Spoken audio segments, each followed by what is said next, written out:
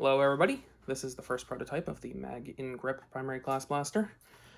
First of all, this uses angled Talon magazines, like this. Has no mag release, so it just goes in, and then it's held in place by ball detents. Second of all, the trigger on this, first prototype, again, is a little bit sticky.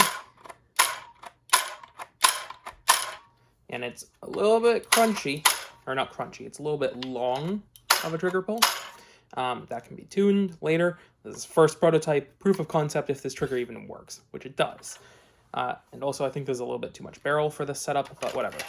So yeah, this is basically a MIG Grip Alchemist with much thinner.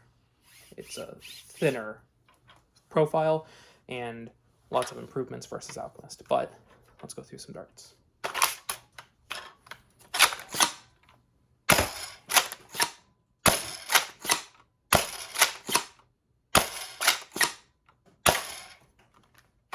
Oh, you can see here, trigger stuck. There you go, and then it comes back out. So that's just because the way that the sear is positioned, I need to change one of the angles in there. No big deal. So yeah, that's that. I got 3 more darts, and then yeah, that's it. Oh, and it also has a raised rail, so you can line up like that. Look down the top, down the, not sure if you can see it, but there's little gaps in between each thing. So it acts as like a giant iron sight if you don't have any optics on this.